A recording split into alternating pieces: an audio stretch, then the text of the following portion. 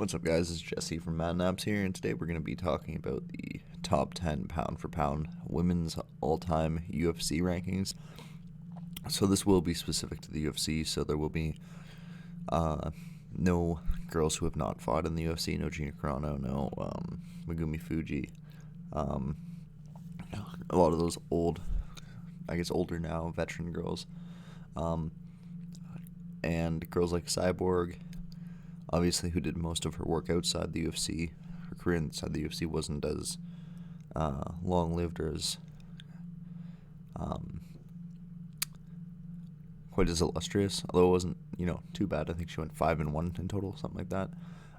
That does knock her down a little bit. So we'll start at number 10. Obviously, you can see the entire list here. This is how I have them ranked, 1 through 10. Probably my most controversial probably be Nico Montano, and we'll start with that one right now. I think Nico's probably the most underrated former champion in the UFC.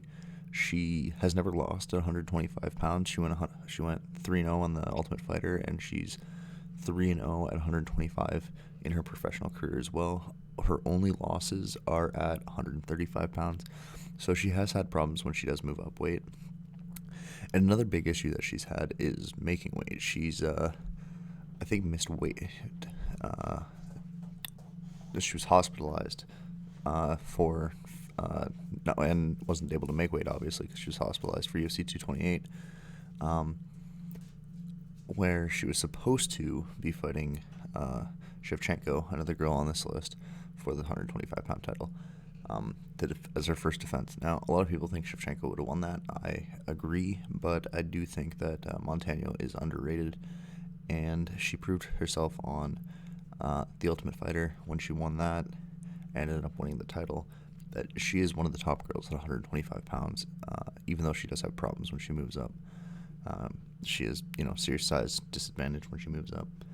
She's not a very big frame. She might even be able to make 115, honestly, if she got her diet in order and got a proper nutritionist. She doesn't have a very big 125 frame either. So I do think Montano is highly underrated, and her 4-3 record, 7-3 if you include her Ultimate Fighter appearances, is a little deceiving because all three of those losses are at a higher weight class than what she won the title for and what she really should be competing at. Moving on, somewhat less controversial, although maybe still controversial, although she is on a 4-fight win streak, so she's popular in the eyes of a lot of fans again. For a while, she was kind of seen in a similar way to Montano, where people didn't really like her. They kind of saw her as just winning the title because the division was so thin at the time. But because of how things have gone on since then, with Namajunas, who she beat for the inaugural title, winning the title,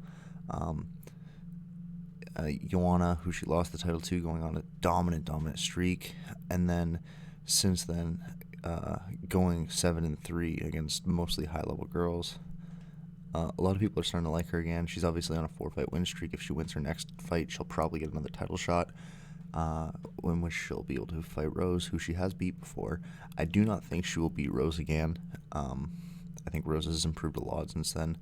At the time of that fight, I think Rose was 22 or 23. She would have been the youngest champion ever had she won, but she did not. She ended up coming back later and winning, obviously.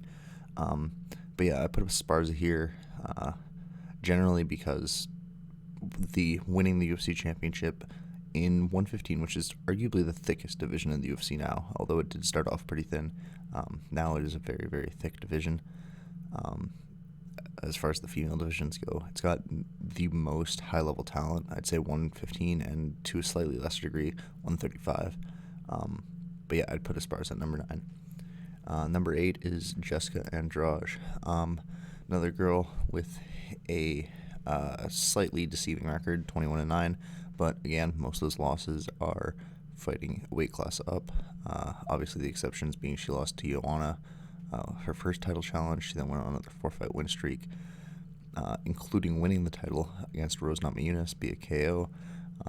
Then she lost it to Zhang Weili before losing again to Rose in the rematch via split decision. Then she moved up a weight class, beat Caitlin Chookagian, and then lost to Valentina. She's lost to Raquel Pennington, Renault, Carmouche, Maya, and Kimberly Nofias earlier in her career. Maya, another really, really good girl. I actually have her as one of the top 10 125ers of all time in the UFC. Although, again, with being such a young division, it's not very hard to make that top 10. But yeah, she has some very impressive wins. She beat Claudia Gadelha, she beat Carolina Kawakwiat, she beat Rose Namajunas, Caitlin Chigugian when she moved up a weight class. Like, she's been successful at 115 to the point of being a champion, and 125 to the point of being able to compete for a title. So the winning the title in one weight class and then being able to fight as high as, well, 35 actually. She fought Carmouche at 35, so fighting as high as 35 is pretty impressive. And I think Andrade is one of the most underrated girls in the UFC, and a very, very high level talent. Next up, we got Zhang Weili. So 21-2, probably the best overall record in the entirety of women's MMA. She lost her first fight to a woman named Meng Bo by unanimous decision, and then her most recent fight to Rose Namajunas via a head kick. Before that, she beat Joanna and Jessica Andrade back-to-back, obviously two former champions at the division. She has other notable wins over Tisha Torres, Jessica Aguilar, who was the top 115-pounder before the UFC out of the division, Danielle Taylor, and Emi Fujino. She was champion in Kunlun fight. She's easily the best fighter to come out of China. I mean, winning the title is at the first Chinese champion is like insanely impressive. And again, she won the title, and then she was able to have a close split decision with Joanna. She made Joanna look like the girl out of the Goonies, or the guy out of the Goonies. It was very, very impressive. Obviously, she didn't have quite the long title defense streak because she got head kicked by Rose this past weekend. But I think Zhang has proven, even though it was a short championship reign, she proved in her championship reign that she deserves to be on this list. Next up, number 6, we got Cyborg. So obviously, if this was a MMA list and not a specifically UFC list, Cyborg would probably be a lot higher on this list. The former Invicta champion, the former strawweight champion. She's pretty much been the top 145-pound girl in the world for about 10 or 15 years until Amanda Nunes knocked her out. But in the UFC specifically, her career wasn't quite as impressive. She obviously won the vacant featherweight title after Jermaine Durandamine refused to defend against her because of her previous steroid allegations. She then defended against Holly Holm, who's a previous 135-pound champion, then against Yana Kunitskaya, who was probably her least impressive defense, really just kind of a fight they tossed in there, before losing to Amanda Nunes and then winning against Felicia Spencer before leaving to Bellator. So obviously Cyborg in MMA as an entirety has one of the most impressive careers of any woman, but when it comes specifically to the UFC, the fact that she was only able to hold on the title for 2 defenses before losing to a girl that is, to be honest, a weight class smaller than her, even though it is Amanda Nunes, who we do have as the number 1 girl, as you can see, I do think that her UFC career obviously wasn't quite as impressive. That being said, I think had she stayed in the UFC, she would have easily been the number 2 girl, and maybe even been able to win the rematch with Amanda. They both have ridiculous power, and they both rocked each other during that fight, but Amanda ended up winning the exchange. So that could have been an interesting rematch, and maybe Cyborg could have proven herself and, continued her legacy in the UFC, but unfortunately, because she didn't, I can only put her at number 6. Next up, we have Rose Namajunas. So obviously, Thug Rose just won the championship this weekend. Again, second time winning it, first girl to re-win her title. The first time she won it was against Joanna, who she then beat again in her first title defense. She then lost to Andrade by a slam in a fight which she was actually winning before she got slammed on her head and knocked out. She then avenged that loss to Jessica Andrade via split decision, and then just most recently winning the title, knocked out Zhang Weili. Before that, notable losses, she had one against Tisha Torres, which she did avenge, and then she lost to Carolina Kawakwiat, which she never avenged, unfortunately. I think Carolina is out of the UFC now, so I doubt that one will ever be avenged. Other notable girls she's beat: Michelle Waterson, former 105-pound world champion, Tisha Torres, Paige VanZant, Angela Hill, Emily Kagan. And then on The Ultimate Fighter, she beat Ronda Marcos, Joanne Calderwood, Alex Chambers. So she does have a very, very impressive career, a very, very impressive resume. Only 4 losses, 2 of those being like very, very early in her career. In her 4th fight, she was fighting for the UFC title. She was close to being the youngest champion ever. Very impressive. Obviously, the current champion, the second most title wins in 115-pound history. She's beat the girl who has the most. So yeah, I think Namajunas right now I'd put her at number 5, and I think she has a very good chance of going on a tear and ended up moving up these ranks. The next one I have is Ronda Rousey. So Rousey, obviously a fighter that is kind of, I would say, somewhat controversial now, unfortunately. When she started her career, she just went on an absolute tear, and then at some point she decided she was a boxer, and that worked great against other girls who were grapplers because she could definitely outbox them. But when she faced, Holly Holm, national kickboxing champion, world boxing champion, that I'm a boxer strategy didn't work too well. And then unfortunately, Holly had already rocked her, so she was too out of it to be even able to attempt a real takedown. So she got completely lit up by Holly Holm, came back, got just smashed by Amanda Nunes, who's an absolute powerhouse. And that's kind of what everyone remembers her for now, unfortunately, is just those 2 losses.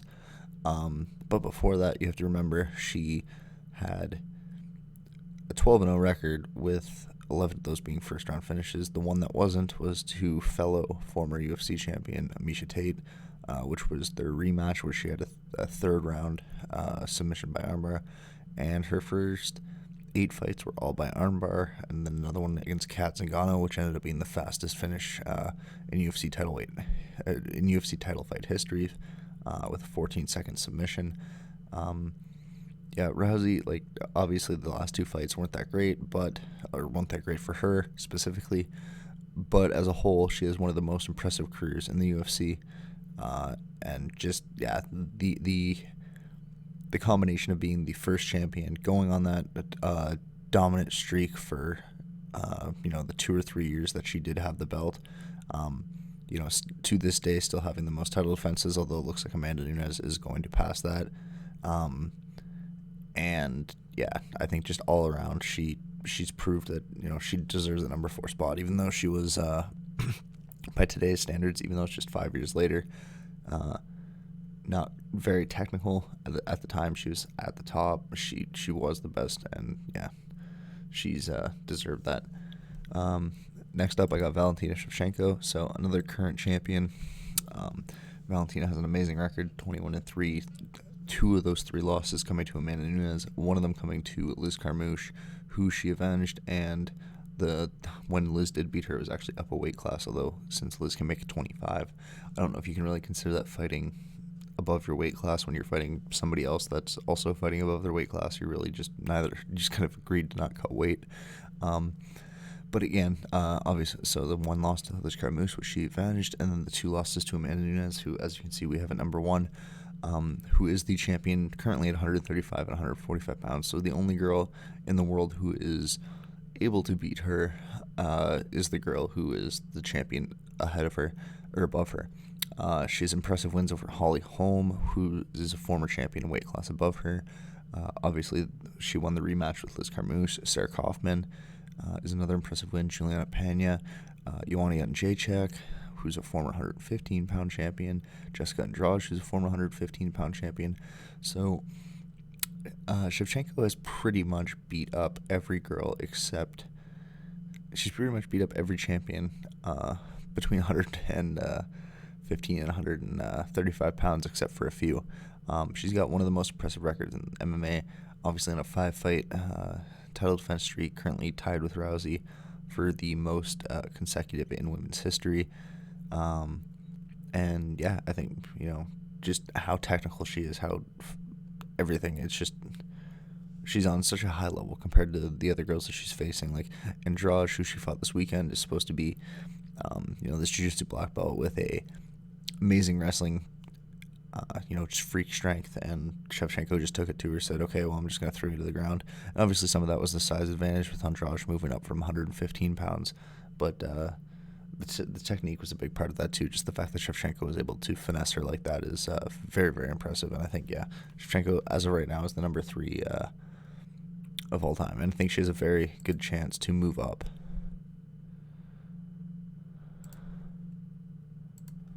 Next up, we got Joanna Jędrzejczyk. So, Joanna, obviously, the second women's strawweight champion, took the belt from Esparza, as well as having 2 great wins against Claudia Gadelha, who was for a long time the number 2 in the division. She has another win against Jessica Andrade, unanimous decision, and then she lost to Rose Namajunas via TKO, and then Rose again via unanimous decision.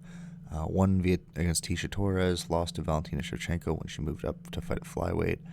Flyweight. Won against Michelle Waterson, the former 105-pound champion, when she returned to strawweight, and then lost again to Zhang in a close decision for the title. So, while it does seem that the end of the Joanna era is probably here, and she might not regain the title, I don't know.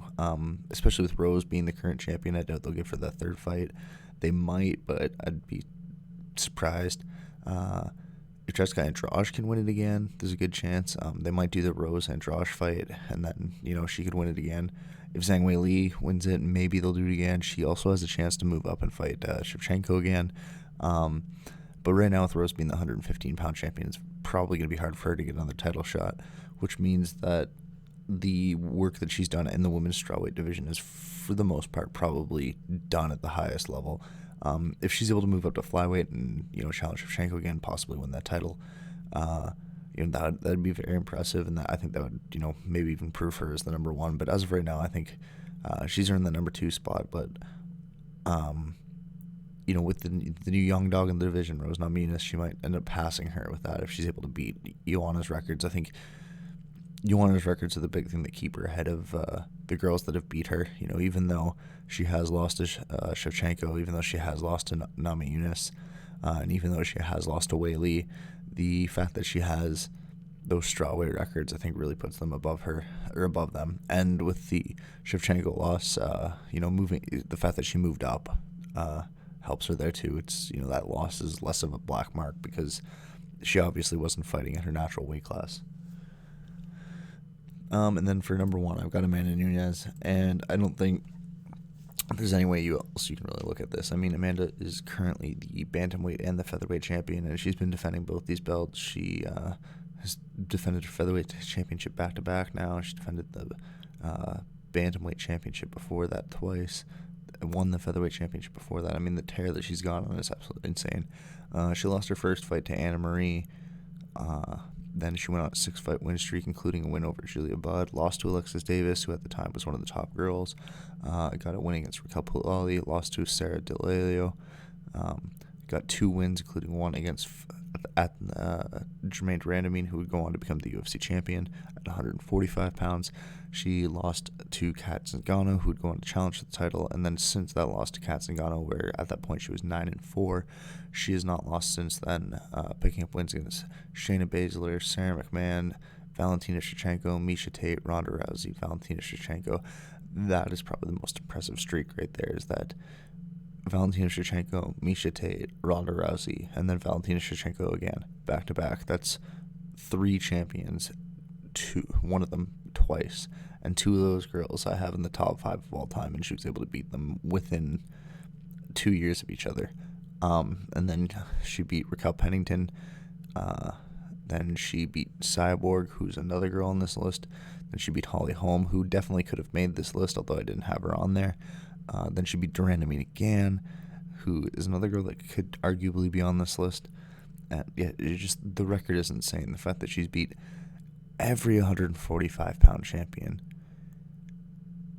every 135-pound champion, and half of the 125-pound champions is just insane.